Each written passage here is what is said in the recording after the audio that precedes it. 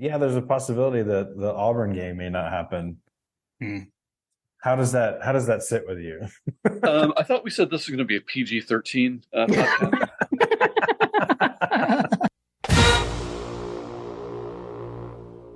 Welcome to My God a Podcast.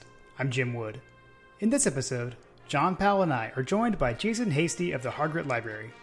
We talk about what Jason does at the Hargrett Library, a special exhibit he's overseeing this fall, how you can visit, and we answer questions from you, our listeners. As always, remember to check out store.mygodapodcast.com to see our latest merch. And you can follow us on social media at My God a Podcast. Now, let's join the conversation in progress. You know, every episode, the little intro that everyone just heard does start with joining the conversation in progress. And we get questions and jokes about that sometimes. But tonight is proof that is a real thing, and there is a conversation that's been going on. So we have not only John and I as usual, but we've also got a special guest this week, Jason Hasty. And we've asked you enough questions off air that we realized, man, we really needed to hit record. So Jason, thanks so much for coming on My God a Podcast. Absolutely. This conversation has already gone on like an hour, so we might as well record it. But yeah, thanks for having me. Might as well go ahead and get started. So I'm going to try to do something right off the bat that I'm usually horrible at doing, and we do this at the end. So Jason, why don't you tell folks first off, like, where people can find you and find out about what you do? Where can we send them online? Absolutely. So my official title is the UGA Athletics History Specialist, which just means that I manage the archives of the Athletic Association and essentially function as a university's athletics historian, which is not a bad job to go into every day, by the way. And I work for the Special Collections Libraries. A lot of people think I work out of athletics, out of Butts-Mehre, but I actually work for the Special Collections Libraries at UGA. I work for the Hargrett Library. And we are in the Russell Special Collections Building, which is on the quad across from the new Terry College campus. So we're in the big building with the dome across from Terry College, or the cupola, I suppose. It's not a dome. Okay, got it. And I know I first started interacting, at least on Twitter, through the Hargrett account. So that's easy. Just Hargrett. It's just at Hargrett Library on Twitter. It's just at Hargrett Library. Yeah. The good thing about being named Hargrett is there aren't that many Hargretts out there, so we can pretty much grab up all the domain names with Hargrett in them. Nice. Well, I know I've heard you in a few places. I've heard you on some other podcasts. I know we've heard you on 960 The Ref, the morning show. And you know, we had kind of started talking this past summer about some stuff that you had going on coming up. So I don't know, I guess maybe we could just start with just telling folks a little bit about like what goes on at Hargrett Library. So like if someone, and also like when can you come by? How can people see what's going on, et cetera? Sure. Yeah. So Hargrett, people hear the name or they hear Special Collections, and it's a little bit mysterious. People don't exactly know what's going on because we're not in the main library. We're kind of offset. We do some different things, but basically the Special Collections Library is a collection of 3 different libraries in one building, and all the libraries are devoted to preserving artifacts, preserving broadcast media, preserving documents, anything that needs any kind of special handling or care. So things that you can't just put out on a shelf in the main library and have people check out and take home. So that's what we handle. So all the material in the Special Collections building is accessible to the public. Anyone can access it. So, for example, the Athletic Association Archive, which is what I manage, anyone in the public can come and actually look at the material in the Athletic Association Archive. You don't have to be a UGA student or faculty. You don't have to be part of the UGA community. It's totally just open to the public. And really what this is, and when I say an archive, people may not quite understand that term, but it really is just a collection of material about kind of a single topic or a broad range of under one topic. So, for example, the Athletic Association Archive, it's everything from uniforms to photographs, administrative documents, game day programs, things that fans have made. really is just a huge collection of material. And it is a huge collection. In special collections, one thing we do to kind of determine the size of a collection is to measure it in linear feet. So literally how much space does it take up on a shelf?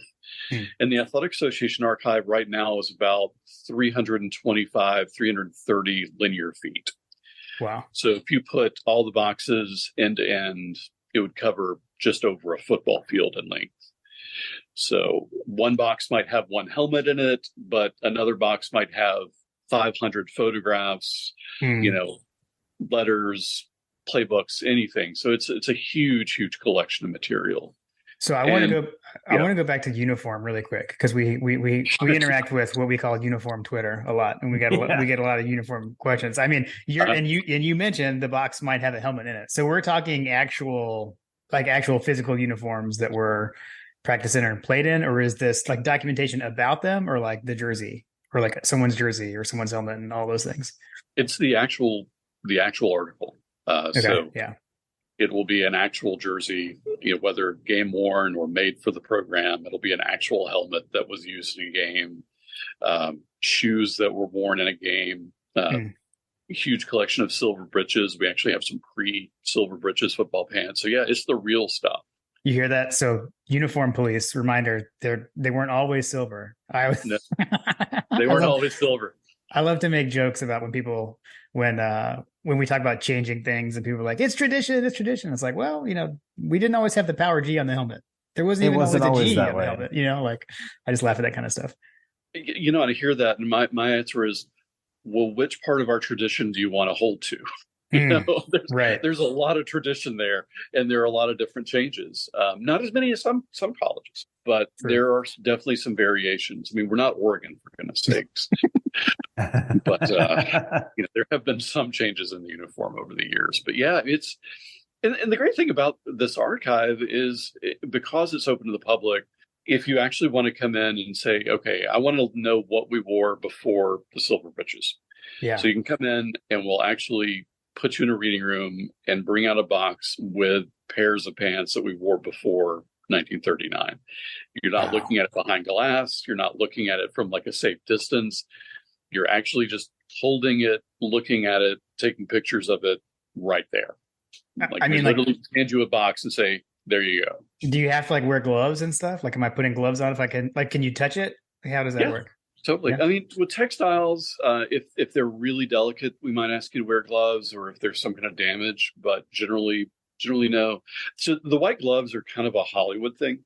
This is kind of a joke. This is like National Treasure. National Treasure. It's kind of like, what's the cheesy Netflix treasure hunting show? Outer Banks. I'm like Outer Banks. One of those. Yeah. There are a bunch. Yeah. Like Treasures the Museum, I think was one. It's like Mysteries the Museum. But yeah, that's a Hollywood. It makes holding documents look a little more exciting if you have to put on white gloves. But fair enough. Is it like Ned at the museum and Jason's in there? He's like, everything's coming to life. So, if you stay there after 5, no guarantees.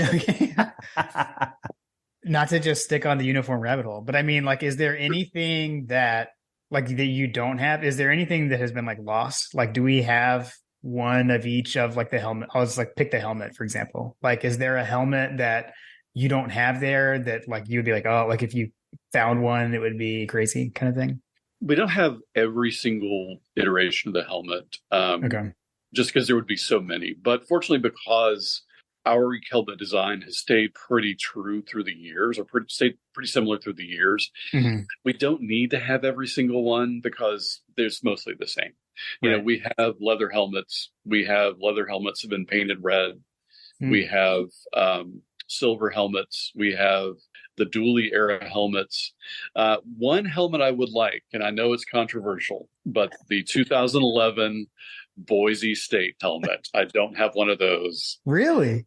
I don't. I have a pair of those pants, but I don't have a jersey or a helmet for that uniform. And just for the sake of sheer oddity, I would like to have one. So if anyone out there has one and wants to get rid of it, send me a note. That's amazing. So that's actually going to give credence to the whole concern that everybody had, was like they probably took them and burnt them, or they're in some third world country. Like, so that's funny. You actually don't have a helmet from that game. I don't have a helmet. I have seen one. I have seen a helmet, but I don't have one. Where would they have gone? Like what? Like where were they doing in the athletic department? So they still exist in athletics. At least one still exists, or existed a couple of years ago. If they exist now, I'm not sure. I won't guarantee they're still over there. Don't say that. You're going to give people are going to go into a spiral about the fact that they could possibly come back. I saw a shipment of them come in the other day. And just don't do that to us, Jason. You just triggered uniform Twitter. It's just going to be this uniform from now on. Get rid of the current uniform. Right. I think I'll call it out, because I think we actually stumbled into one of the listener questions. It was 51-7 GATA had asked, "Does anyone know what they did with these uniforms?" And it was those uniforms. So I do have at least not a helmet there. Yeah, I do have a pair of the pants. Okay. John Michad, who's our equipment manager, longtime football equipment manager, gave me a box full of silver britches a couple of months ago, and they were a pair of those in there. So, oh, really? Yeah, interesting. Okay, that's too funny. Britches. They do exist. Yeah, I'm looking at the picture of those uniforms right now. So, and those pants were looks like they're all red with no striping or anything. It's just straight red pants. That was such a weird uniform. It's a really odd shade of red. It does not look like Georgia red at all. Oh, that's interesting. Because I did not go to that game. I watched it on TV. So I don't really, it's hard to pick up stuff like that on TV. At least to me, maybe it's just the rest of the uniform throws the shade off, but it just doesn't look Georgia to me. Right. That's something slightly off. Yeah. Okay. Well, sorry. I took you down this uniform rabbit hole, and you're probably going to say... Yeah, you're on your way to your next thing, but that was super intriguing to me. So, Jim, this is what I do for a living. I go down rabbit holes about what we've worn. You've come to the right place. I mean, or the wrong place. I'm not sure. I feel like I could just get lost within all this stuff. What are the hours like? Because so for me, I live out of state. And I'm usually in Athens on a game weekend, so I don't know. And we were talking before, I've been on that quad outside the special collections, on a game day, but I don't know if the building's open. What if you're an out of town visitor? When could one come by the Hargrett Library? That is kind of the hard part about what we do. Is our building is not open on the weekends, and like most university buildings, it's closed on game day Saturdays, but we're open Monday, Wednesday, Friday, 8 to 5, and then Tuesday, Thursday, 8 to 7. So at least if you're in town and so you get in town on a Thursday for a game, you can swing by and we'll get you in. But we'd also be open that Friday as well. So I know a lot of folks come in around lunchtime on Fridays for game days. So we're a good option. Have some lunch, walk down from downtown, and see stuff. Yeah. You could be, you're on, I'm thinking about it. If you're downtown, you're on your way to the bookstore, you want to buy something, it's on the way there or back. Block and a half from downtown. So it's a pretty easy stop. And, why wouldn't you, if you're doing that, why wouldn't you want to stop in and see some pre-Silver Britches pants or look through a bunch of old photos? Yeah. I was like, maybe we could do an on-site recording on a Friday before. I think we can make that happen. I'm already trying to think of okay, so I got to take a Friday off of work. I got to come down here. I got to get over there. Yeah, Kentucky game sounds like a good day to do that. Kentucky game. Yes. As John says, the Kentucky game looms large. We've got a bunch of people going to be in town. We've got our friend British Bulldog is coming across the pond for that game. So we'll be there at that game. So I had hoped to meet him the last time that he came through, and we never could make it work. So he's already seen all the athletic facilities. You just come down and see the special collections. I reached out and said, if you've got to learn about the history over here. So, but we weren't able to make it work. So hopefully this time he comes through. That's awesome. I love it. We'll get him the word. We'll get the word that there's a request out there. So, speaking of the collections and coming through during the fall, you do have a specific exhibit that you're about to unveil, right? Yeah, so every fall I do some large scale museum exhibit about a different topic in Georgia sports history. I've done Title IX, desegregation. I looked at the 2017 season, which was just for fun, really. And this year, because he passed away last year, I'm going to look at the life and career of Coach Dooley. It's going to be called Legacy, Vince Dooley, 1932 to 2022, and just look at obviously some of the football things that he accomplished, but some of the things that he accomplished off the field as well that people may not know as much about. We have, there's, as you might imagine, quite a lot of material in the archives about Coach Dooley's life and career, and from Coach Dooley, from him directly. And he had a wonderful relationship with the UGA libraries. He actually started the UGA Library Endowment Fund. Our endowment fund is actually the Vincent J. Dooley Library Endowment Fund. He started that with his money, and he was active in that, and really till he passed. So it will be just a nice look at Coach Dooley's life and career, and bring out some artifacts that people might not have seen before or have not seen in a long, long time, and photos that people probably never seen before. So one thing that I'm doing is I will have an area in this exhibit, in the exhibit gallery, where visitors can leave their own memories of Coach Dooley. Just write down, on a piece of paper, put it up on a wall, favorite memory of Coach Dooley, a thought about his legacy, favorite, game that he coached, something that I'm hoping will kind of act as a nice living, growing memorial to him. Certainly because he just meant so much to so many Georgia people through the years. Yeah. Is there any video, anything related there? Like, I don't know, game footage or anything, or is it more photos, artifacts? So this will be photos and artifacts. The Broadcast Media Library, the Walter J. Brown Media Archive, they handle all of our broadcast media. And got it. It's a separate department, and it's a little difficult to display those things at our museum gallery. The noise. The only reason I was thinking of that is I was talk about like memories and everything. Like I just always, when I was a kid, just always got so into his like, I don't know, his sideline demeanor, like walking with the play, the leg kicks and all that kind of stuff. Although you probably, maybe there's some good photos of that too. There are some good photos of that, actually. There are some good photos of that. And I was a kid growing up watching Coach Dooley's team, so that was always a fun part of going to a game or watching a game, was seeing him on a sideline. So I think real long-term Georgia fans will appreciate seeing some photos of that. But there is footage out there, and there's footage available through the media archive. And even though they're broadcast media and we're physical artifacts, it's really accessible in much the same way. You go through their website, which is accessible through the UGA Library's website, and browse and see what they have. They have plenty of clips available online, and you can reach out to their archivists and say, man, I'd really love to see some of this stuff, and they'll work with you on getting it. So digital media is a little difficult to work, or broadcast media is a little difficult to work with, because it's so time intensive to scan and host and all that. But they have a massive amount of it, and they're always happy to work with people on finding good stuff. Gotcha. Very cool. So how long does it take to put together an exhibit like this for Dooley? I really started working on this one not long after he passed, thinking about it at least.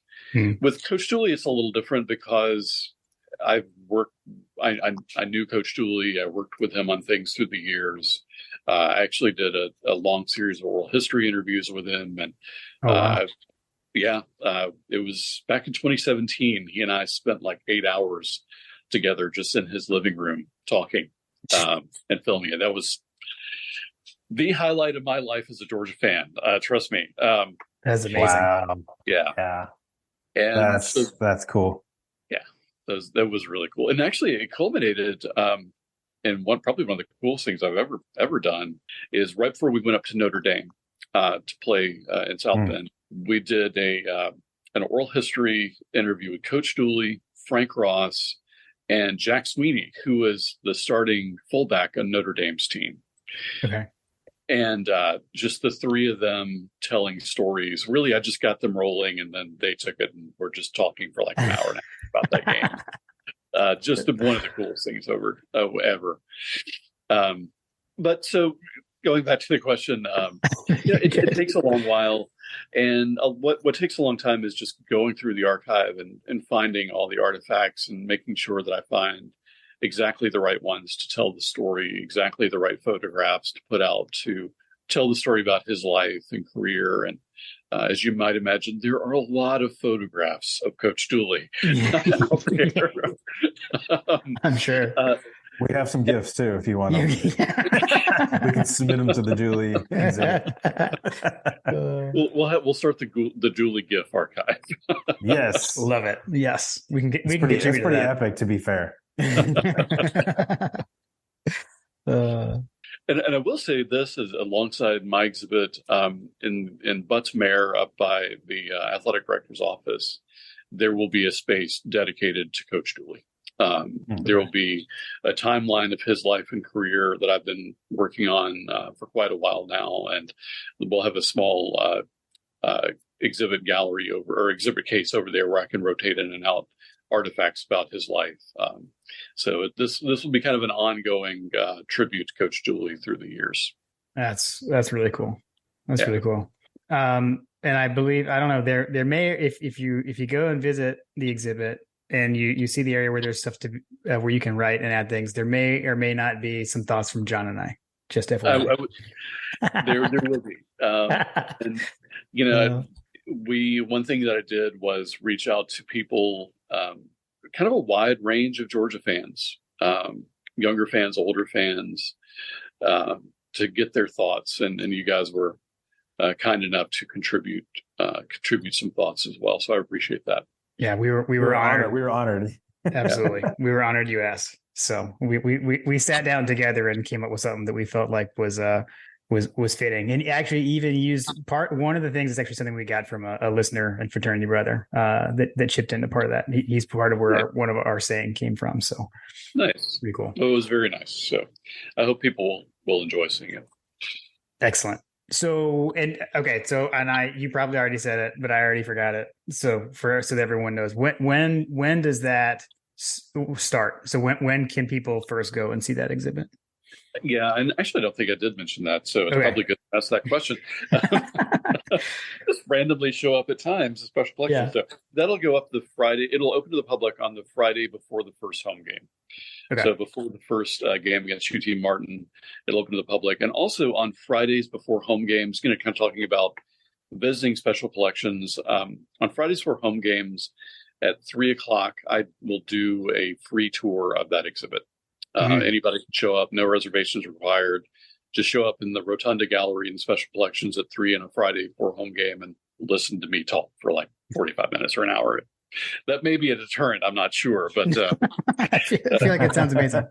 I mean, if I were to come into town, I'd want the expert, because I wouldn't know what to do. Like, I mean, yeah, show me around, sir. Yeah. Is it free to come normally, or is it what's the totally free? Yeah. Okay. We are absolutely free to everyone. And I feel like you just exposed there's going to be like a horde of people coming in on Fridays now, because I feel like that there's a lot of folks out there that travel into town and they're looking for something to do. Maybe you're tired of going downtown, which I guess that's possible, but you just pop over in the afternoon before you go downtown and hit up the Special Collections Library. What I always say is use it to kick off your weekend. Get a good tour, learn something, and then go have some fun. Learn some stuff. And then go impress people at the places you go to with your newfound knowledge and whatever. I mean, I'm serious. Like, all I can think of is all the uniform stuff. Like, oh my gosh. I feel like seriously. So much ammunition. Hunter's going to have a field day. I know, seriously. I will throw this out at you. One of the things I'll be displaying is Coach Dooley's 1954 college All-American game jersey. Oh, that's cool. So Coach Dooley was an All-American quarterback at Auburn. And in those days, when you're an All-American, they formed an actual college all-star team and played in Chicago. They played the reigning NFL champs, which in that year was the Detroit Lions. And how did I not know this? This is amazing. This is amazing. Let's do that. Yeah. Let's do that now. Hold on. They played the reigning NFL champions? Yes. Played the college all-stars. Wait, who won? Do we know who won? Usually the pros won, but occasionally they would slip up and the college guys would win, but didn't happen after 1950. I don't believe. I think that once the 50s hit, the college guys lost every year. I'll tell you, the last time they did it was 1976, and they pitted the college all-star team against the Steelers. What? Which you think? The Iron Curtain. The Iron Curtain Steelers. Lamar has got some. He's got some information there. I know. I can't wait to discuss this with them. This is amazing. I did not know that. How did I not know that? Like, see, like this is why we have you on. Like, I feel like there are a lot of people that are like going to go Googling now because they want to know. Yeah, it's one of those weird things that's just kind of lost to history. People have just kind of totally forgotten about it. But yeah, every year you'd have the college all-stars practice for a week or so and then go play the NFL champions. That's crazy. That's absolutely mind-boggling. Yeah, it seems absolutely insane. Well, especially that it happened in 1976. I mean, that's not that long ago. That's not that long ago. Yeah, I'm trying to think of like who would have been on that team. Like, anyway, that's crazy. Okay, so you've got Dooley's All-American jersey. Like, what are some other unique? You mentioned you had the sit down interview with him for 8 hours. Are there like nuggets from that interview that maybe are like behind the scenes that are not a part of the exhibit that you can drop for us? Like, what are some of the tidbits that you can give? Well, I've sworn to secrecy. Anything Coach pulling off the camera, I told him I would never talk about. So I'll hold to that. But that's fair. I will say that I will have a QR code linking to that video series so people can watch it. It's all online and people can see it. But I'll have a link to that so people can watch it. And it really, talk about intimidating. You sit down with Coach Dooley in his living room. It's like, all right, let me just start talking to you about your career. Yeah, seriously. Hey, Grandpa, tell me about your life. kind of thing. And this one time when you won the national championship, that was really cool. Yes. So that's a joke. That's a joke I always make about myself that's my interview style is basically the Chris Farley show, from that's exactly right. From Sarah. Unfortunately, I basically did that the first time we talked to George Foster. I was like, "Hey George, remember when you made this block and then like you ran on the field with your hands up? That was awesome." Oh man. Well, so I'm curious. Like, so you spent a lot of time with Dooley. Like, what would you say that I guess that's in the exhibit or that's publicly available or whatever? Like, what was his? What do you think he was most excited to show? I guess, or like, what was his favorite thing? Kind of thing. He was obviously really proud of his coaching career, and but he really loved his garden. That's kind of what I was thinking. Yeah, he really was excited about his garden, and just having Coach walk you around his garden and tell you about his plants was pretty special. That was pride and joy. That's cool. Yeah, for those that don't know, he was a master gardener, Coach Dooley. Yeah, he was a master gardener. He took it up after he retired from coaching. He would take classes at Georgia. He would audit classes. And he audited a couple of horticulture classes and just got bitten by the horticulture bug. And true Coach Dooley style, he decided to go all in, and he became a master gardener and was quite skilled, quite accomplished. Hey, you're either elite or you're not, right? People talk about the Georgia way. I mean, Coach Dooley really there you go. If you're going to do it right. Wasn't he like a specialist on hostas? I feel like I can't remember what there was like something that he was like hydrangea. That's what it was. Yeah, hydrangeas. Okay. There was actually a hydrangea named after him. It's the Dooley hydrangea. There's probably not another I need to football get some of coach these. that has a hydrangea named after him. Now we're like altering our planting at our house after this conversation. There's gonna be a run on Dooley hydrangeas now. So I mean, I'm actually looking to plant some, so that's timely. So I guess like related, I don't know, like one of the things when I think of Dooley is, I mean, obviously we're with our logo and everything in our name, very Munson, big Munson fans. I don't know, is there anything Munson related, whether it's with the collection or with the Dooley exhibit specifically or not? But I don't know any Munson related artifacts or anything going on over there. I have one Munson artifact, and it's apparently he really just gave away most of his stuff through the years. He really didn't save anything. And he gave a lot of it away, gave it to friends, gave it to family. And so there's not a lot out there. Okay. But his chair that was in Sanford Stadium when he retired, Claude Felton, who's the legendary SID and one of the greatest Bulldogs of all time, saved Munson's chair that he used in his last broadcast, and we have that. That's really cool. See, I thought you were going in a totally different direction on that. No, I thought the metal steel chair. A metal steel chair. like, did you happen to pick up the 5-inch cushion? I've always said that is the holy grail of Georgia sports artifacts. If somebody could actually produce that with documentation that was the chair, I feel like the greatest artifact we could have. Is that something that we could get McGarity on? Like, he's a friend of the program. Like, hey, Greg, find this for us. He's down there. He's like chairman of the cocktail party, right? Something like that. I think something. Yeah. The sad thing is, it probably ended up in a landfill at some point. So it's rotting in a Florida landfill. Okay, so I guess in my head, I was hoping that there might be like a microphone, even if it was like from the era, so you could get like the whole vibe. No, I wish I had. I mean, I wish I had anything of his. Yeah, that's crazy. Yeah, we really just don't have anything, which is a shame. And but the way I always look at it is the greatest Munson artifacts are the calls he made. That's the best artifact you can have for Larry Munson. Yeah, that's fair. That's very true. And so I do want to set the record straight because Jason, you corrected me. We were sent these Munson archives by our friend and listener Brett Belding, and I tagged the wrong account because they are at another collections library, I believe. Right. Okay. So, and what was that one called? I think it's like something with Peabody something. Yeah, it's the Walter J. Brown Media Archives and Peabody Awards Archives, which is cumbersome to say, but they hold all of our broadcast media and they hold the Archive Peabody Awards. So they have all any and all broadcast clips of Munson they would have. Okay. That we own. So right. Yeah, I had always wondered what had happened to those because that was something I had always been looking for. Like I've got the VHS, Munson's Greatest Calls, volumes 1 through whatever 4, I think, and I've got all those old VHS tapes that they used to sell like at Kroger in the 90s.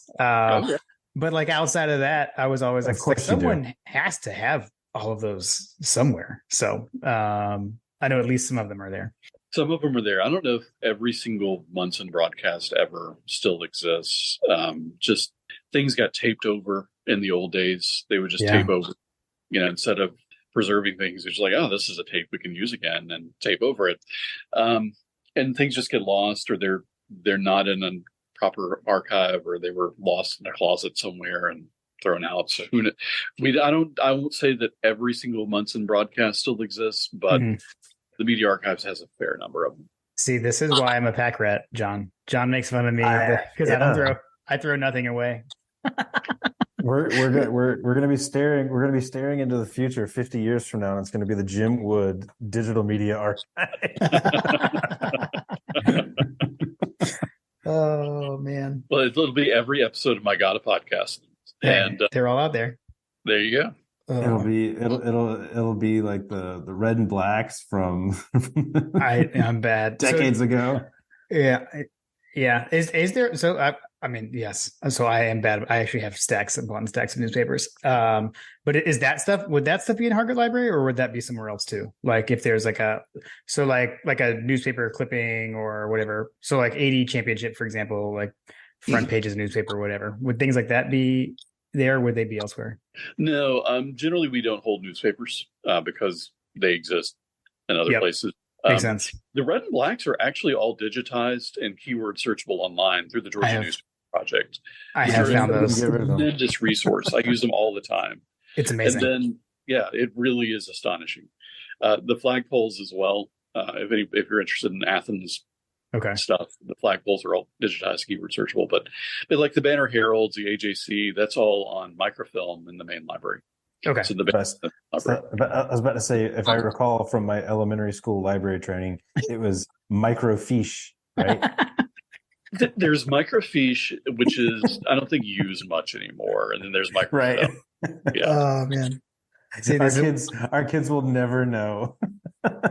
I have had to explain to quite a few students how to use the microfilm. It's like you unspool it and you wrap it around. Yes, you just have to crank the thing. But they're so useful. You can find so much in there. I can spend hours looking at old newspapers, doing my own research, but it just sometimes just getting caught up in following stories. Yeah. When I found out about those red and black archives, I had lost hours, probably days. I got lost in them because I would go like looking for a specific thing. Like I found myself in there once, for example. Like I was like, I know it was this year, but you can find all kinds of stuff in there. It's pretty cool. We went down the Florida path a little bit. And so I don't even know if this is even a Hargrett Library related or not. I'm curious in your opinion, cocktail party, actually, because I've heard you talk about this before on 960 when you were on with Logan. What are your thoughts on staying in Jacksonville versus home and home versus is changing? And I guess both from a historical perspective and even just your own personal opinion. So my own personal opinion kind of is, and this might be obvious, is based on his historical perspective. The cocktail party has never really had much of a home and home tradition. It's been played in Athens a couple of times. It's actually been played in Athens on homecoming a couple of times in the 20s. Yeah. If you can imagine putting homecoming and the cocktail party in Athens at the same time. Day. I think I might leave town for that day. But, the first game was in Macon, which, of course, Florida does not recognize. But the first game was in Macon. It's been played in Savannah. It's been played in Tampa. And it's been played in Jacksonville. In fact, the people in Savannah the alumni group, the Chamber of Commerce in Savannah in the 20s, really were talking about trying to get the game moved there every other year. So we played in Jacksonville one year and Savannah the next year. Got it. Transportation was difficult. They didn't really have a stadium. So that was a factor. But it's always been a neutral site game. And I do think that because of that, my personal preference would be to keep it a neutral site game. The other part of that is what we're seeing in the news with college football over the last week is when you have so much change at once in the sport and so many traditions falling by the wayside, you have to consider that one of the things that made college football and college sports generally, but since we're talking about football, made it such a part of the sporting culture here in America is this kind of generational tradition. Yeah. And if you are losing those, what are you losing in college sports? So I am afraid to continue to lose things like the Georgia-Florida game in Jacksonville, which is one of the only, other than Texas-Oklahoma, it's one of the only neutral site games that I can think of that's still left. Yeah. So, do we want to lose that? Do we want to lose yet another part of the tradition of college sports? And this is something that, Georgia-Florida has been played in Jacksonville for coming up on 100 years now. Yeah.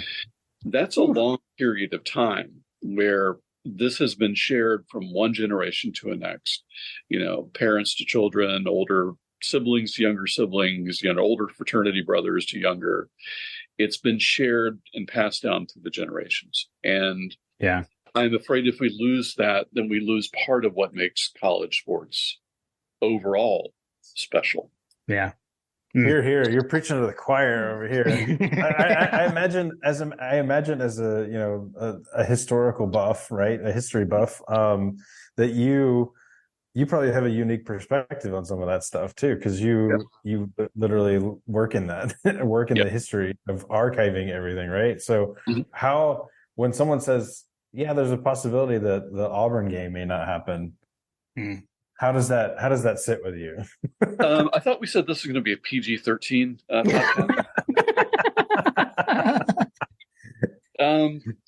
Auburn is our oldest rival. And right. I know there's endless debate as to who our oldest or biggest rival is, and it's Auburn. It was the second game we ever played. We were the first game they ever played. We played them more than any other opponent. We've lost more to them than anybody else. They've lost more to us than anyone else. And then you have the cross-pollination of programs from each other. Vince Dooley, we were just talking about, was an Auburn man. Pat Dye, who coached there for years, was a Georgia player, Georgia grad. Yeah. There's so much shared between the programs. And part of that is the annual game. It's taken 2 world wars to end that game. The only time we haven't played is in World War I and World War II. So every time that, things, really get bad in the world, that's about all that that's about what it takes for us to not play Auburn. And so again, I think that if you lose that, you're losing part of who we are as a program, and Auburn is losing a part of who they are as a program. And we'll also say this, that for many years, Tech was not the last game of the season. Auburn was. Tech was always played before Auburn, and then Auburn was the big game at the end of the year. Now, granted, it hasn't been for 100 years now, but that is part of our history. And to play around with that, to possibly end it, like I said, I think that both programs would regret that. Both fan bases would as well. That's been my perspective all along. I said, if anything, if we change anything at all, we can shuffle the deck chairs on the Titanic that is the college football world that we all love and used to know. That Auburn game has to be protected at all costs. Yeah, I agree. Yeah, I just feel like what are we doing if you don't play that game annually? I mean, I don't know.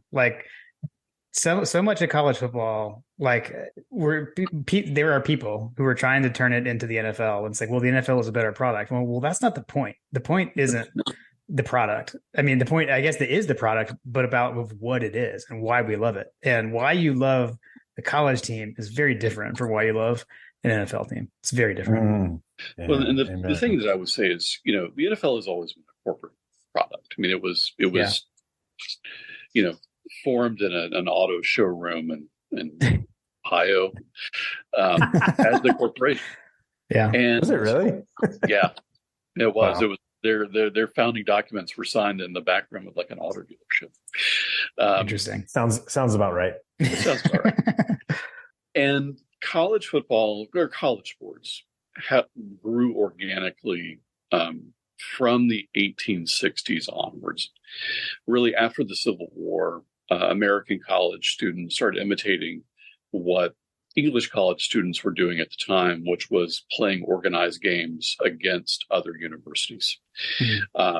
And there was no founding document. There was no central control of that at all. And in fact, in the early years, really until the beginning of the 20th century, most university administrations took a pretty dim view of college athletics because they felt that it was taking away from what a student should be doing, which was studying.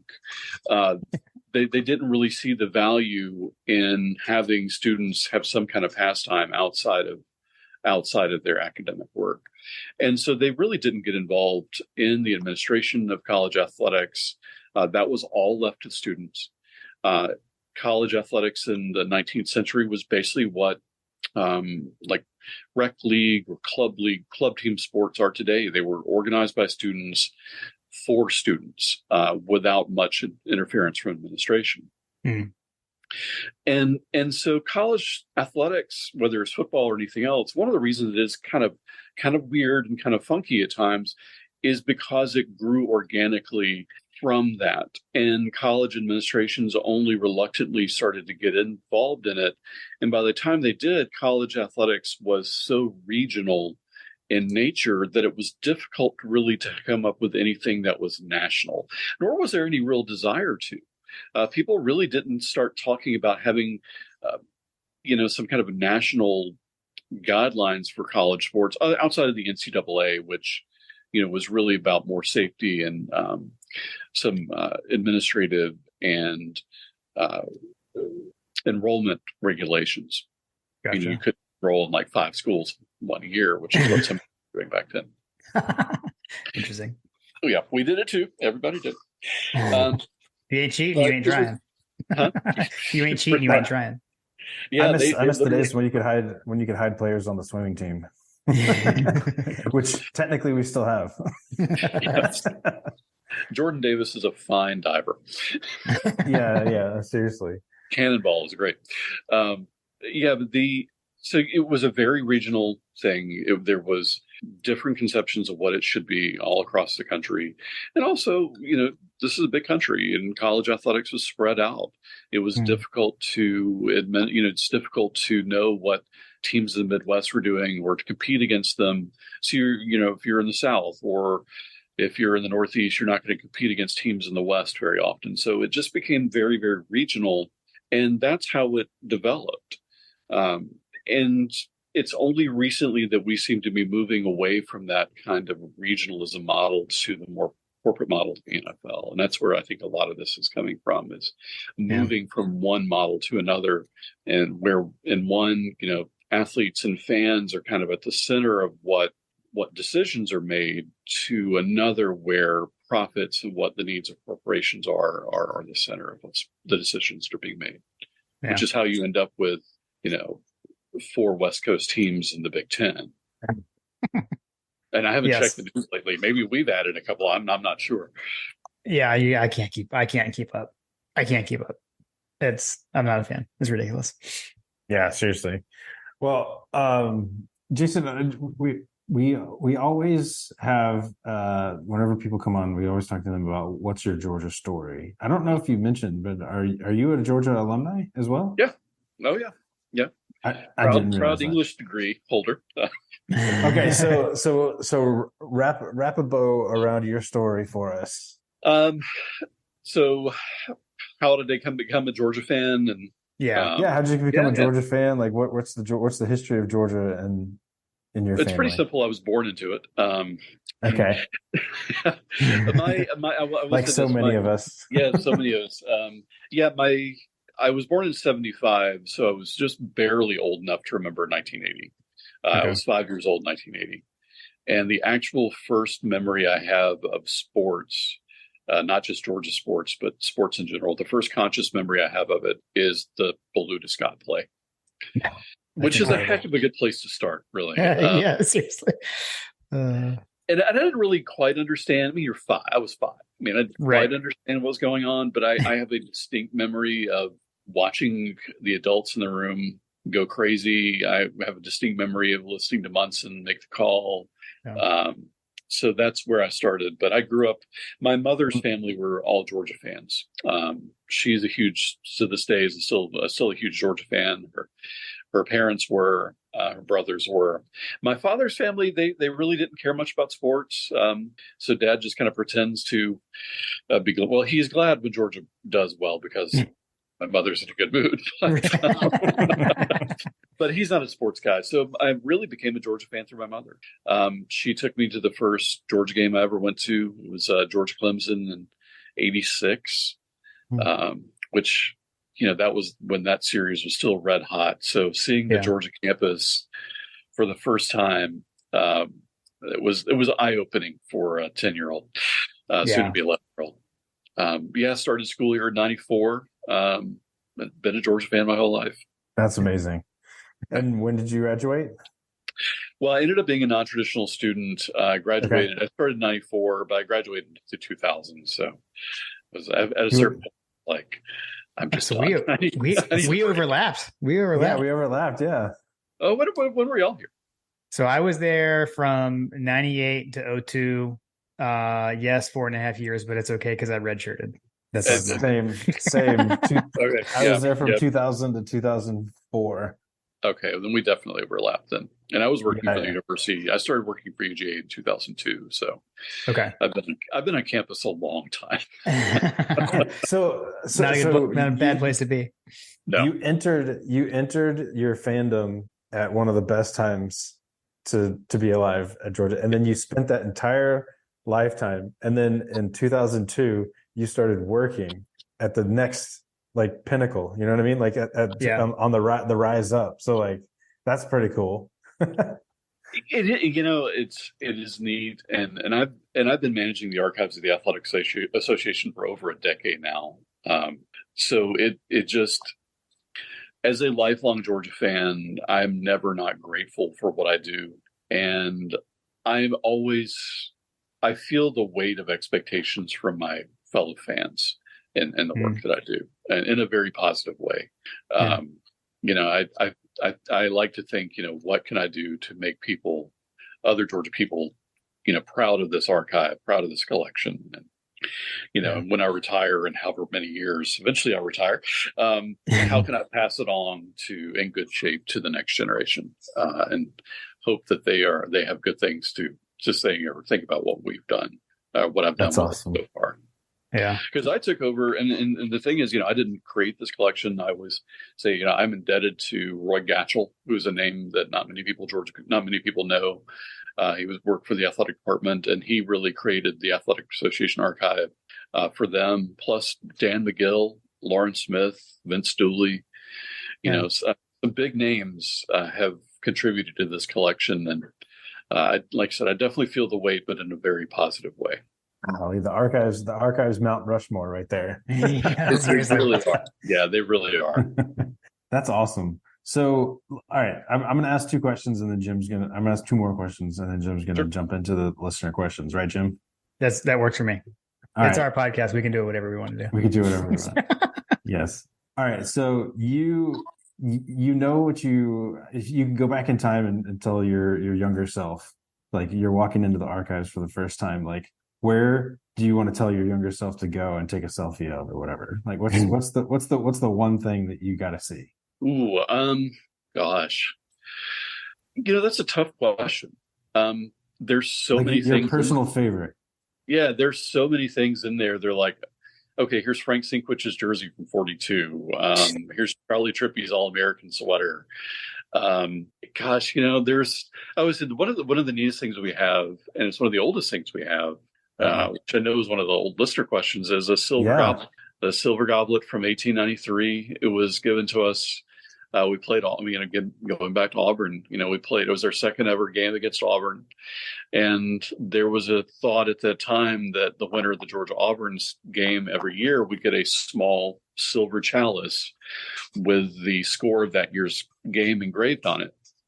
And Auburn says they have one from '92. I have never seen it. I've seen pictures of it. I've never seen it in person. So I'm hesitant to say that it isn't, but who knows? It may have been made up after the fact. I know we have ours from '93, and after that, it seems like the tradition just kind of died. They probably couldn't afford to get one every year. These were college kids. So that's really one of my favorite things. It's just a little silver chalice. It's not very big, a little bigger than a coffee mug, and it's just a neat relic of a very long ago game. So that would be the one thing that I really would say. All right, that is really that's cool. That's cool. Cool. That was Chad Jarvis had asked what was the oldest item. Very cool. Well, I will say there's one other thing that is older. It's a scrapbook. One of the Hodgsons, the Hodgson School of Music, one of the Hodgsons was a student and put together a scrapbook the year before that. And news. It's like social media today. People were putting together scrapbooks with things that were interesting to them, and cutting and pasting articles about sports and campus life, things like that. So it's not purely athletics, but it's a little older than the Chalice. So it's just a old scrapbook. So you have an 1892 scrapbook? Yeah. Wow. That's crazy. That's like a time capsule. It's like a time capsule in and of itself. Yeah. Yeah. It literally is what it is. Yeah. In a lot of ways. And again, it's just documenting what he was doing on campus at that time, going to parties, going to dances, seeing an interest in sports and cutting out articles and pasting them in a scrapbook. So it's just really neat to go through. Yeah. So the Chalice is your personal favorite. I would say so, yeah. Where does everybody gravitate to? Like, what's the most popular, the popular item? You know what I mean? Ooh, lately we have, we have the play call wristband that Stetson Bennett wore in the national championship game against Alabama. Oh my gosh. Amazing. Yeah.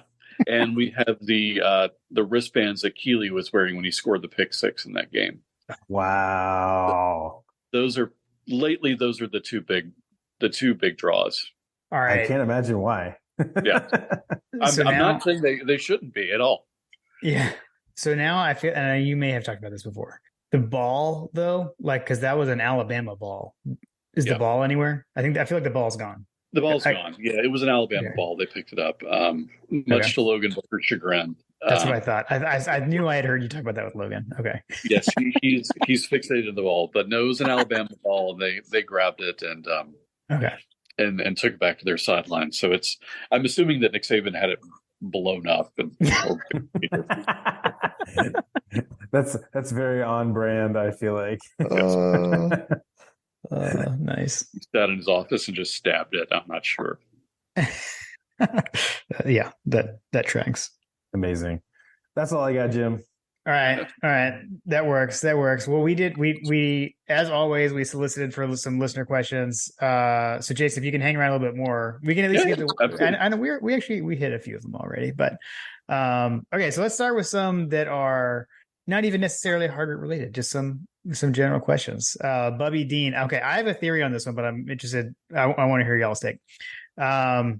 Bubby Dean said, who is going to be holding the ball for field goals and PATs?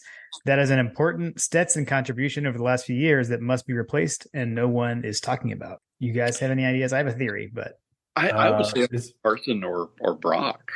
I was going to say it's got to be Brock, right? Yeah. Okay. Whoever the backup quarterback's going to be. All right. I have a theory and I did some research. So here is my research matched my theory.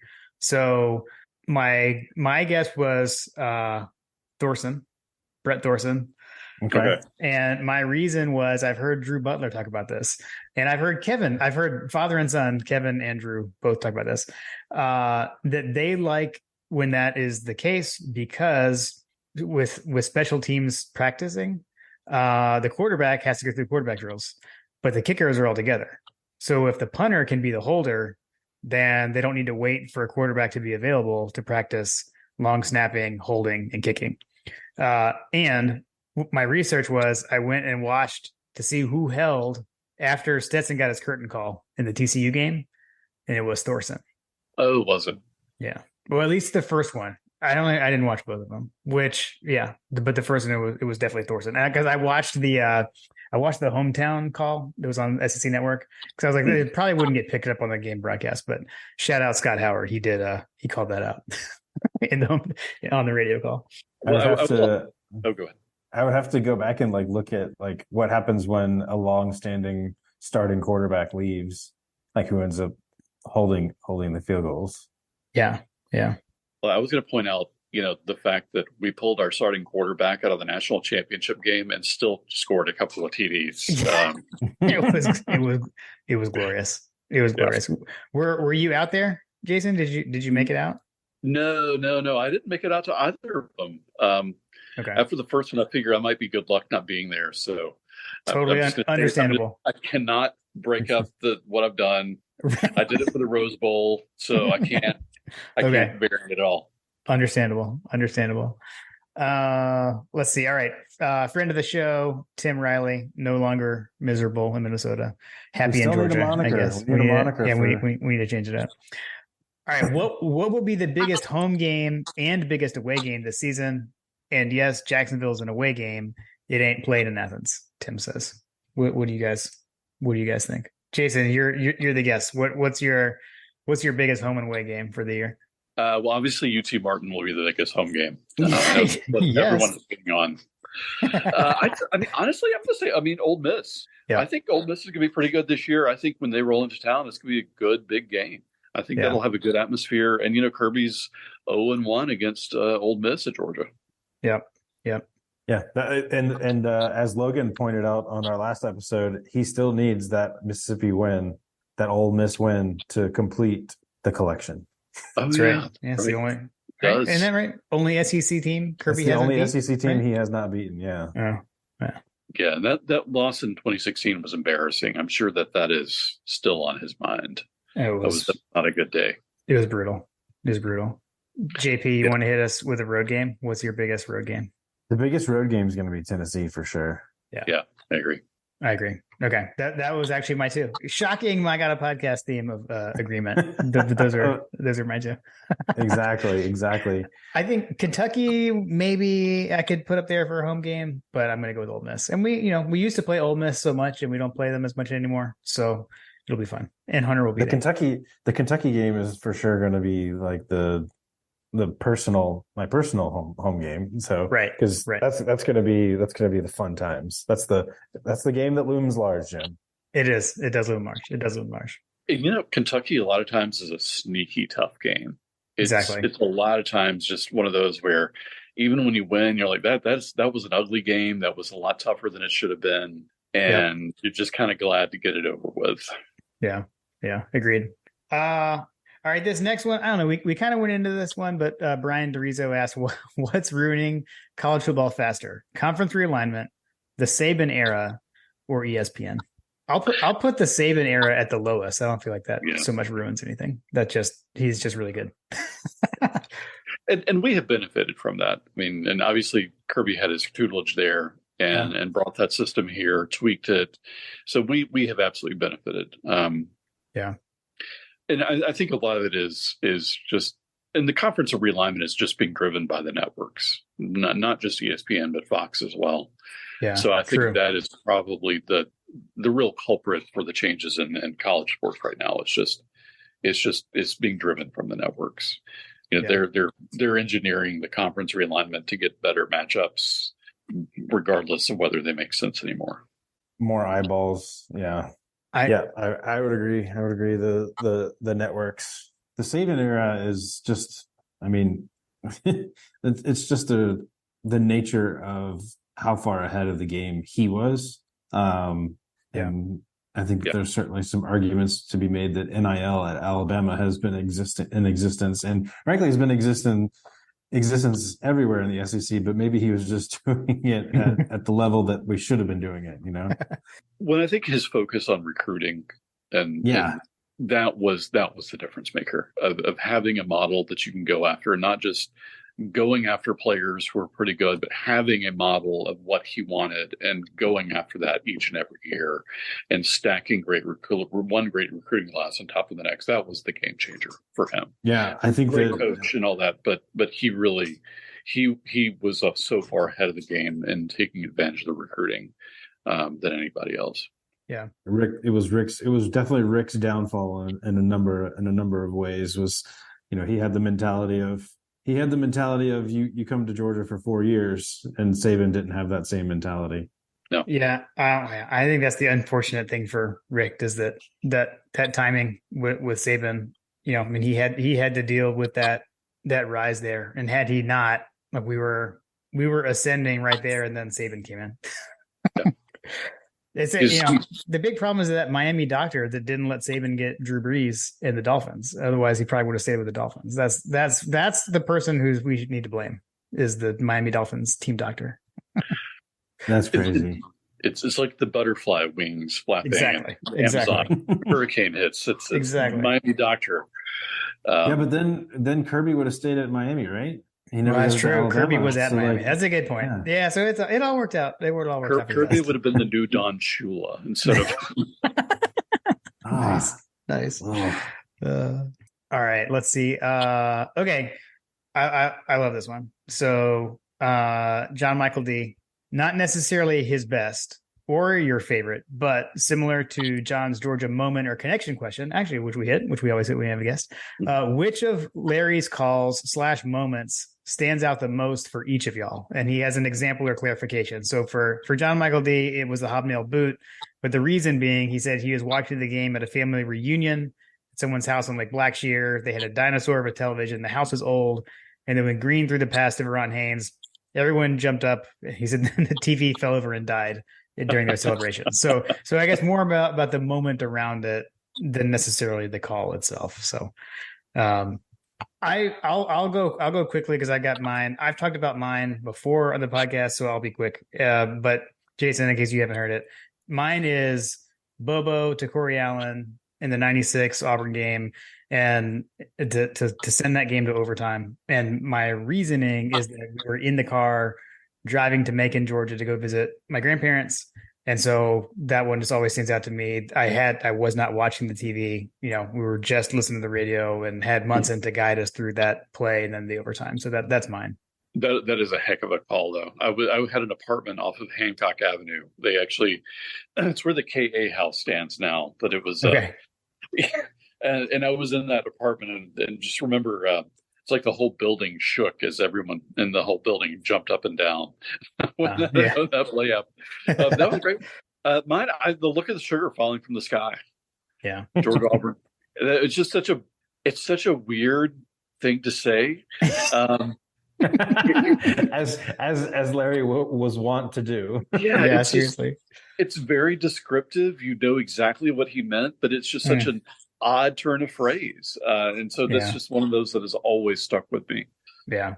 I'd say that like I guess you talking about that just made me kind of question my guess.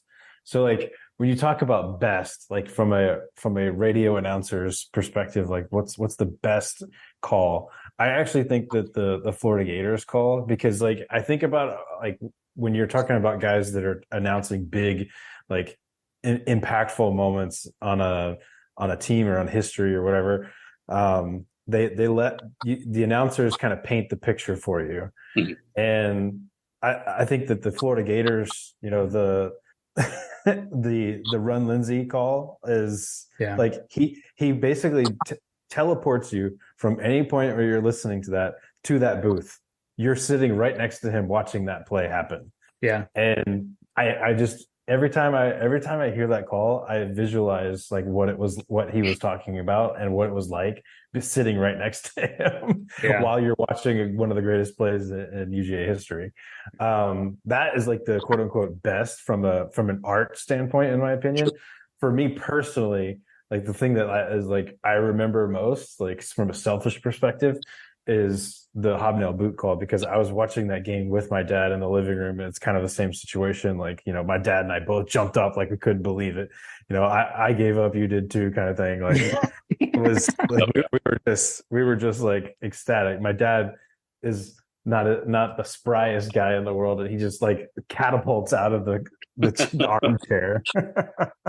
Man, I think that's the thing about Munson. I mean, and we can go down a list of so many moments where you can put yourself right exactly back to where you were when you heard him make that call for the first time. Yeah. And that's so rare and so special. And it's his language, it's his voice, it's the way he was describing things. And every Georgia fan who got to experience Munson, and it's strange to think that he's been gone for over a decade now. Yeah, that's crazy. And there's really a whole generation of Georgia fans who only really know him from the video montage at the beginning of the games. Yeah, man. But it's for those of us who got to experience him, there's so many, like I said, there's so many times where you hear that and go, okay, I was in my apartment on Hancock Avenue, or I was in the living room with my dad. It was in the car going to Macon. You knew exactly where you were when he made that call. Yeah. Yep. I Did you do. have, I do did miss you him. have any interactions with Larry? No, I never got to meet him. Never got to meet him. Never got to meet him, and all the time. No. Wow. All right, I've told this story before, so I'll tell you this one later, Jason. But I did. I picked him up from his house and drove him to the homecoming parade when we were in college. Oh my goodness. It was amazing. Talk about surreal moment. It was like, there's a radio in the car, but the radio was talking to me from the passenger seat. It was really weird. Jim has some very weird interactions with Mount Rushmore UGA types. That is true. That is He true. Irish goodbye Kirby Smart. Oh my gosh, we don't need to relive that one again. That's a good one too. That was a Rick and Kirby interaction the same night, and you try to learn from your mistakes, and then you mess things up. I did meet Larry. I did meet Larry once. I was in school, and he had a movie club that he was a part of that I went to with a friend that was a part of the club or whatever, was invited. And we saw, I think it was Match Point or something. I can't remember what it was. Some tennis movie. Just about to say that, like the Kirsten Dunst tennis movie. Yeah. Wow, that's a movie I haven't thought of in a long, long time. So that movie is forever ingrained in my memory bank of Larry Munson. Actually, that was Wimbledon. Wasn't that movie called Wimbledon? Yeah, that's what it was. Yeah. Okay. Match Point was a different one. Okay, I said, yeah. Well, when I said Kirsten Dunst, I realized that was the Wimbledon. I've never even seen that, but was it Match Point with Scarlett Johansson? I don't even know. For whatever reason, I think it was. We talked about, we've gone off the rails. But Wimbledon came up recently, and I was making a joke about it. Love it. All right, we've got some more direct. Actually, we may have answered this one, but just to double check, Brett Belding had asked. Oh, he said besides the Larry Munson archives, which we did correct, is not at Hargrett Library. Yeah. But what is the most interesting item in the collection? Is it the chalice, or is there something else that you consider to be more interesting? The chalice, like I said, I mean, and getting back to kind of y'all's uniform obsession, we do have a pair of 3 silver breeches football pants, and that's just not something you think about when. And actually, we have a jersey from the 20s as well. Okay, so I think there's 2 old uniform pieces, and the pants are really just, I mean, they're khaki football pants. They're not khaki. All that exciting. They're khaki, which seems really appropriate for our fan base.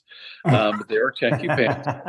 Onward reserve. Enter onward reserve. Oh man. And they have. I know exactly who they belong to. They belong to our quarterback in 1936, Andy Roddenberry. He was from Columbus. And they're just khaki. They have 2 black stripes on the backside, and they have lamb's wool in them as padding. Wow, that's cool. That is really cool. Jason, actually, something that came up recently on the socials. Someone we were talking about throwbacks, and we were talking about the first game that was played at Sanford Stadium. Like, we needed to have Yale come back, and we were talking about the uniforms that they could wear, the throwbacks, and someone threw out a uniform, and I was like, well, was that the uniform? I don't know. And we went back and looked, and that very first game in Sanford Stadium, UGA wore white and Yale wore blue, which is like totally sacrilege in this day and age. So, like, would you happen to have a white jersey that was worn at that game? I don't know. I would love to, but no. I think we did that because we wanted. It was such a big deal for Yale to come down, and Yale was one of the traditional football powers. They'd never played in the South before. So it was huge for them to come down. I think that we let them wear their home uniforms. Exactly. But I will also tell you, the other thing is, what people forget. I mean, it was almost 100 years ago. None of us were there. And people forget.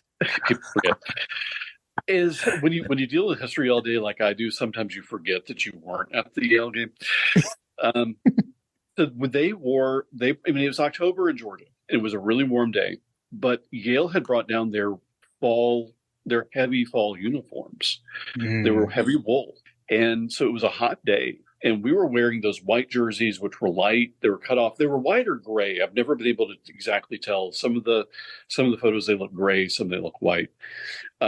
So we were wearing kind of a light uniform, and they were wearing these heavy wool uniforms, and they were exhausted during the game because they were so hot and they weren't used to the heat. So a little home field advantage for us that day. Nice. I like it. Little inside sources. UCLA is going to get a taste of that when they go play in Big Ten country in November. Oh, wow. Yeah, seriously.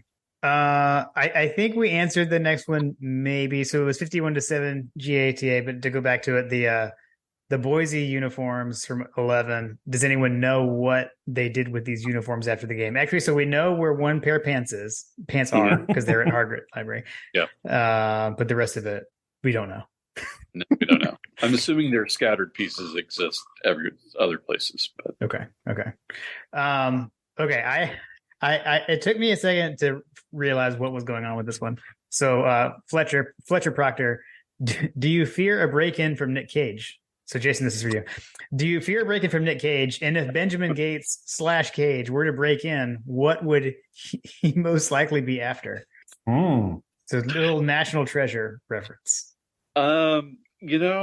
Assuming he was just after sports stuff, and Nick Cage just strikes me as a big sports guy. I don't know. I mean, can I reframe the question and maybe help you? It's so broad based. So yes. What is the Athletic Association's most prized possession? That's a good way to phrase that. Ooh. In your collection, I guess I should say. Yeah, I was about to say in our collection. Yeah, I would probably go with Sinkwich's jersey. Yeah, that's a good one. That's a good one. That's a great one. It's signed and with the scores written on it, or with the score of the Georgia Tech game written on it from that game. Love it. That's awesome.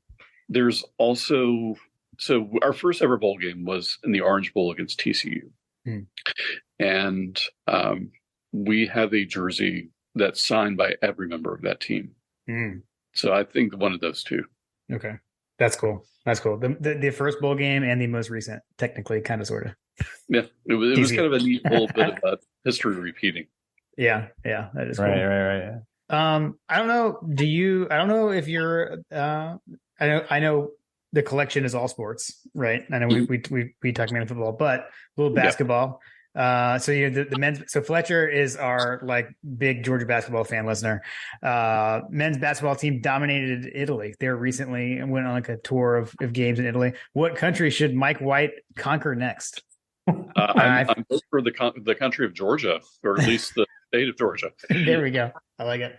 I was gonna say USA. Come on, USA. I want to get back to playing postseason basketball. Because we talked about earlier, with our times in Athens, we were there for the Herrick years, and that place, Stegman, rocks when the team is good, and it is a fun place to be. I got to see Tubby and Herrick, and when we're good, that place is packed.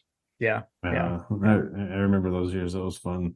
Hopefully, he got a recruiting pipeline going with Italy. Maybe he can. Seriously. I would say, other than USA, I would say maybe he could conquer Spain and get a recruiting pipeline from Spain. Nice. Come to us. Yeah, nice. I like it. All right. So last but not least, Coach Trill, who has made his triumphant return to Twitter. The hiatus is over. We don't have to change the over-unders segment name like we thought we were going to have to. So, Jason, for you, what is your Mount Rushmore of historical artifacts in the library? And it could be, you may have named all of them, but let's get an official Mount Rushmore. I think we probably touched on them, or most of them that I would come up with. The Sinkwich jersey, Coach Dooley's college all-star game jersey.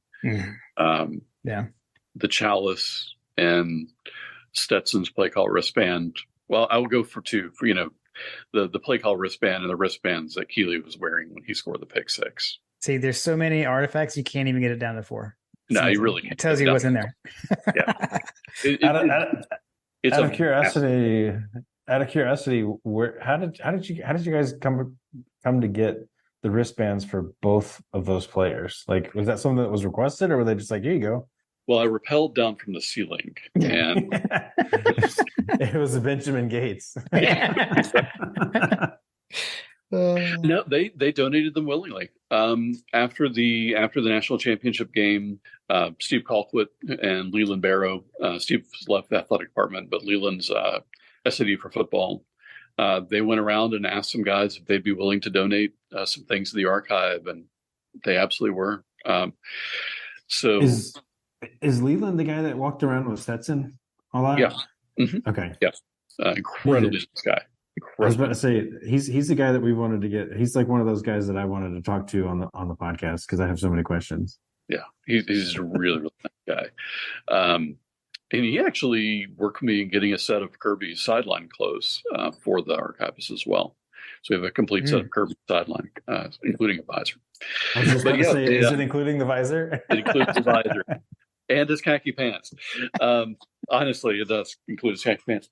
But yeah, they all donated willingly. They weren't told to. They weren't requested to. They were told what it was for, what they were being collected for, and those guys were said, "Yeah, we'd love to." So like Stetson still had his wristbands, and he donated them, and same for Keeley. Yep. Interesting. Yep. Okay. They peeled them off and said, there you go. And honestly, after the Rose Bowl, Sony donated the gloves that he was wearing when he scored the winning touchdown, and he had the ball, so he donated that as well. Really Nick cool. donated his cleats. So, guys do donate stuff to us. That's crazy. Probably because they don't realize how much they probably want to keep them later. There you go. Well, and the thing we always, the thing is, they know they can come back and see them. They're not going to lose them. Yeah. Exactly. They're not going to lose them in a move. They're not going to get stolen. It's going to be in a safe. They're going to vault. It's like the greatest storage unit you could ever have. Yeah, seriously. Yes, yeah. So if I stop by and I'm like, I want to, can I pick these things? If I come back, I could say I want to see some of these gloves. Yeah, amazing. Absolutely. This is so cool. Yeah, I can't wait to come by in the fall. I'm so excited. Yeah, really. The catalog is online. It's all online. You can just look and see what all that's in there and say, these are the things I want to see, and then we would be happy to bring them out. Yeah. So like a Chinese menu, like I'll take one Stetson Bennett wristband. I'll take one Sinkwich jersey. Pretty much, yeah. Okay. It's like the sushi menu you fill out. It's like, that's exactly it. Nice. Okay, Coach Trailhead for all of us. Mount Rushmore of UGA home games attended. So I guess your top 4 home games you've attended in person. For me, Notre Dame. Yeah, I was again. Yep. That was just really special. Seeing Notre Dame come out on the field. And I know it's easy to kind of knock Notre Dame a little bit, but for what they represent to college football history and the tradition that they have, seeing them come out of the locker room onto that field was really special. Then Tennessee last year, not even thinking with recency bias. I mean, that was just a heck of a home game and an electric atmosphere. I will go back to the first home game I ever attended, Georgia Clemson in 1986. Just walking into seeing campus for the first time ever, seeing the stadium for the first time ever, walking into the stadium. That was just, I still have very, very deep memories of that day. It was just a really special day. And, oh, goodness. Those are 3 good ones. What's 4? I'll say the Georgia Tech Reggie Ball game. Yes. That's a good one. That's a really good one. Yeah. It was a great game.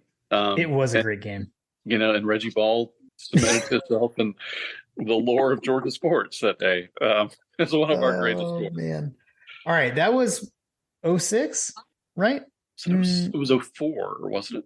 I'm trying to think here. Was it not the night game with the Massaquoi touchdown? Or was it not the same game? 51-7, JT is going to kill us because he's the big. No, it was that was. Oh, you're right. Yeah. That was because Green and Pollock were still playing, weren't they? Yep, you're right. Yeah, that's a good one. That is a good one. I like it. I've got some overlap. John, do you have yours? Or do I'll you let need to you think? go first. All I'll let you right. go first. So Notre Dame's definitely on there for me.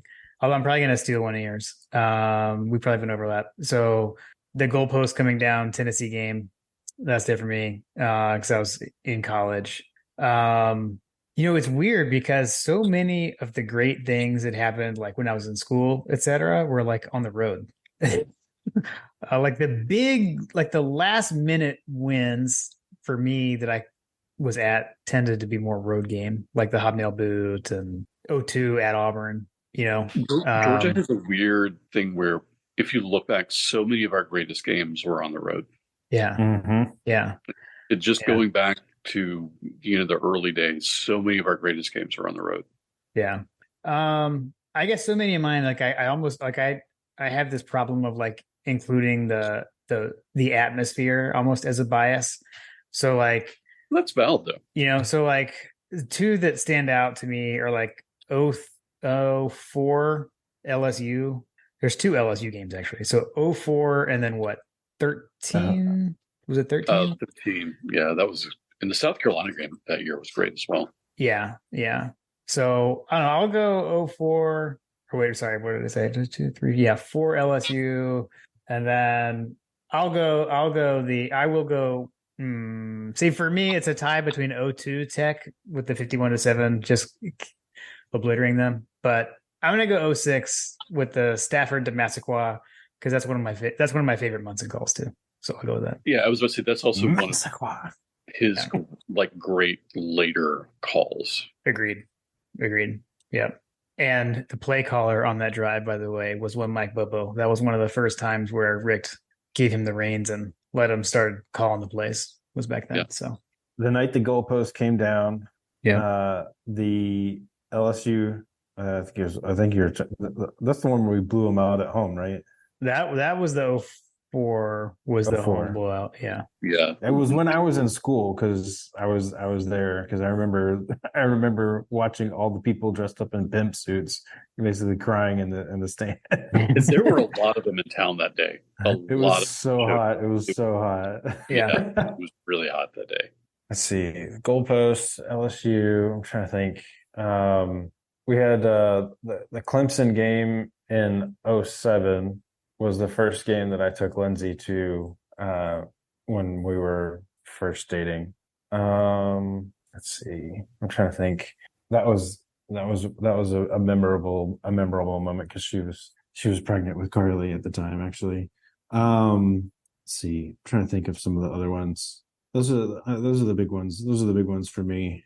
When you said Clemson, I also just thought of because I was saying there's 02 Clemson is a good one where it was a late moment because I remember we had like a 4th and 1 like on our side of the field, and Rich, I think we handed the ball off to David Pollack as a fullback and got the first down, something like that, and then we took a knee to end the game.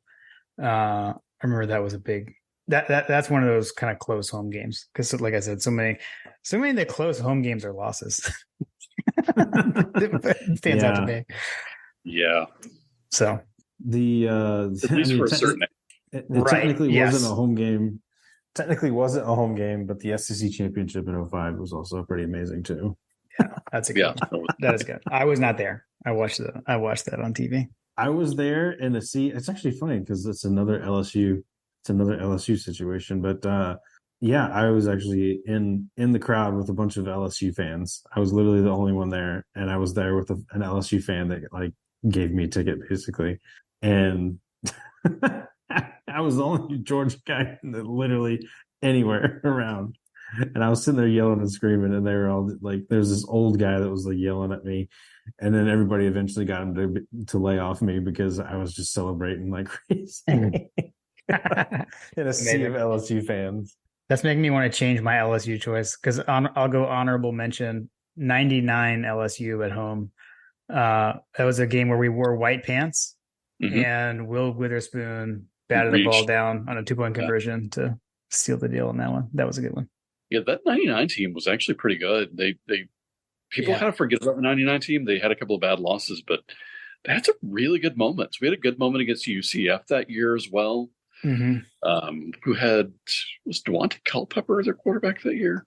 Okay, I'm pretty sure that was like the year, like he had just left. I think he was a rookie. Yeah, in the NFL. I think so. Yeah. But that team was stacked. That team was stacked, especially the defense. I mean, offense too. But the main problem with that team was that we didn't have Champ Bailey anymore. Yeah. So. It is hard to replace Champ Bailey. So. It is, yes. And I feel like he was, ironically, and we had a harder time replacing him on offense than defense, if that makes any sense at all. No, that makes sense. All right, that exhausts the listener questions. I will say, first off, I can't wait to come to. All right, and John, actually, make sure that I'm pronouncing this correctly. Hargrett Library, am I saying that right? Yeah. Okay. Hargrett. Okay, yeah, it is Hargrett. Okay, that's what I thought. I was sure. Sorry. We get big into pronunciations, Jason. Yes. That's fine. You might need to get Scott Howard to record that one. I know. Yeah, we do miss the Scott Howard recordings of how to say players because we really enjoy the things like that was our favorite. Robert Beal was our favorite pronunciation back in the day.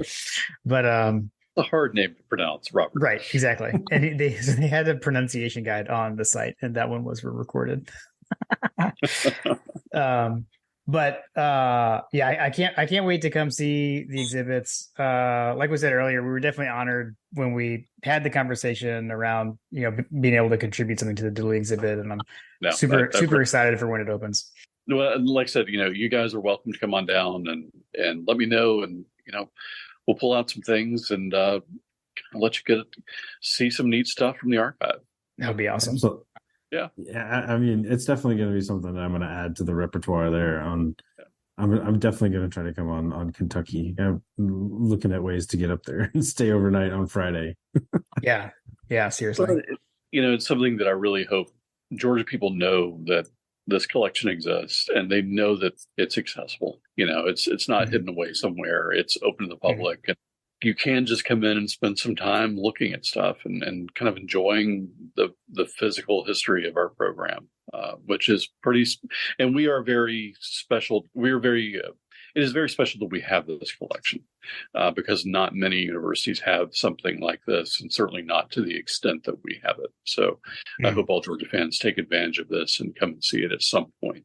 Yeah. Amazing. I feel like we need to get a marketing campaign for you on the TikToks. We need to get you with we need to get you with the dog father on how to get the TikToks going from the library.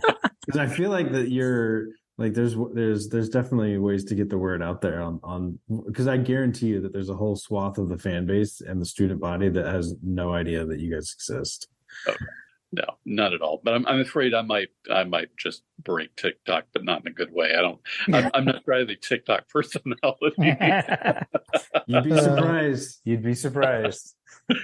Well, we'll send as many people we can your way. I'm already trying to think of when I can take off. I usually come down like on Saturday mornings when I come down, or Friday evening, but I'm going to make this work. I want to come down on a Friday and come by and check everything out. Yeah, you definitely need. I would be like a kid in a candy store there. Yeah. It sounds just unbelievable. I mean, you can see over my shoulder. I mean, I have things. I keep everything. I've got all of newspapers and magazines and everything behind me. So yeah, that's really cool. And I want to see Munson's chair. Yes. We'll make that. So I can come see the chair, right? We'll let me know. We'll make that work. We have to keep the chair in offsite storage because it's kind of okay. That makes sense. Yeah. That's pretty cool. Awesome. I got a podcast special collection. It's a whole building just for podcast stuff. Incredible. Well, Jason, thank you so much, man. This has been a lot of fun for me. I'm sure, like John said, hopefully, I think we've probably educated and try to get the word out there, folks to come see you. Hey, I just enjoyed talking college football with you too. I think you got a really good perspective on things. I don't know, just through your career and what you've done and what you do, you just know so much about the history of the game. It's pretty cool. Yeah. Well, thank you guys. I really appreciate you having me on, and it's never a bad time just sitting around talking about college sports. So, Yeah. but I really appreciate you guys having me on and taking the time, and hopefully, like I said, see you soon down in Athens. Awesome. Yes, sir. All right. Go Dogs. Go Dogs, guys. Go Dogs. Right, rare My God podcast moment where not only was there a conversation that we joined in progress, but there was another conversation afterwards. John, I'm going to let you set the stage. Oh, well, we totally forgot because Jason and Logan Booker, our last guests, are good friends and they go hiking together. And if you haven't followed Logan on Instagram yet, go follow him. He just went to, was it Zion? He went to Zion National Park, I think it was. Yeah. But Jason and Logan have, they hike the AT quite often, right? And there's an interesting story that you guys had recently, fairly recently. Oh, yeah, it was maybe 2 years ago now. So we were hiking from Hogpen Gap to Unicorn Gap, which is like a 16-mile stretch of the AT. It had been snowing that day. Up in the mountains, which we really didn't realize when we set out. We knew it was going to be cold, but we didn't realize there was going to be a lot of snow.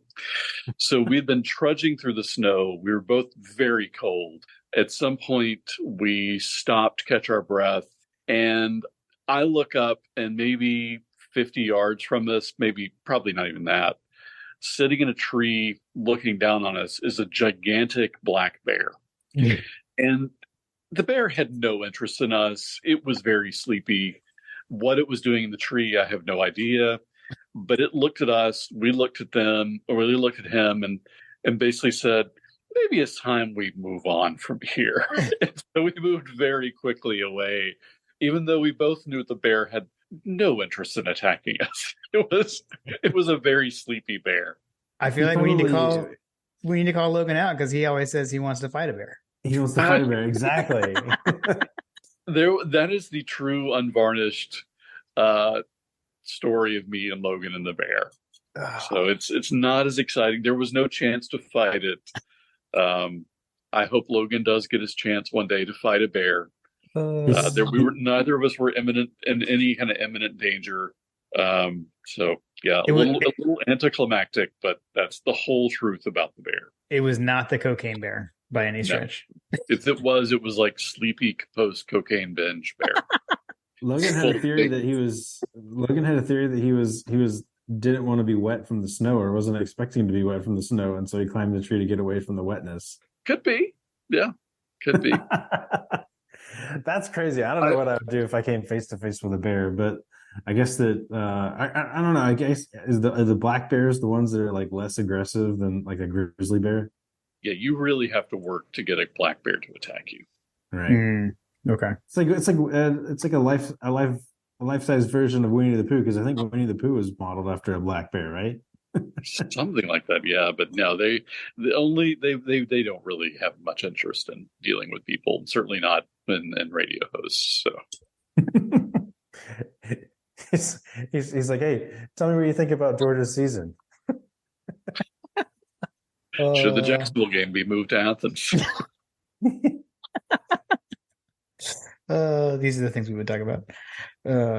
All right. Well, we couldn't leave without talking about that. I mean, frequently, John and I talk about something after we hit stop, but rarely do we hit record again. But we had to. We had to hit record because we just had Logan on, and he just told us to talk about the stupid story. We didn't talk about it. Well, I'm glad to get the record straight about the bear. I know I'm kind of a wet blanket here, but I'm putting the historical record. I like it. There we go. I like it. I like that perspective. Is there any other stories that we need to hear about Mr. Booker? No. Logan's a good guy and a good hiking partner. So. Awesome. Yeah. Are you guys going to hike the full AT? Guys I know. Are you guys going to hike the full AT at some point? If I have 6 months off work somehow and much better knees. Oh yeah, that's fair. What was the elevation gain in the section that you guys were going on? Oh gosh, out of curiosity. I don't remember. It's not too extreme. Yeah, It's not too extreme. Okay. Even of all the North Georgia trails, that one's not too bad. Got it. Fair enough. Sounds amazing. I'm very jealous of Logan's travels out to Utah and to Zion and all those things. And then he even went to like the BYU game. So like he's Mr. Outdoorsman. He's just living that dink life. With the palatial lake home and the Western adventure. The woodworking shop, that Bob Vila would be proud of. And the Peloton. All right. Well, I don't know. I guess we sign off again. Do we give another? I don't know that we've ever done this really this way before. I couldn't avoid it. If you're going to sign off, you might as well sign off. Go Dogs. Go Dogs again. Go Dogs.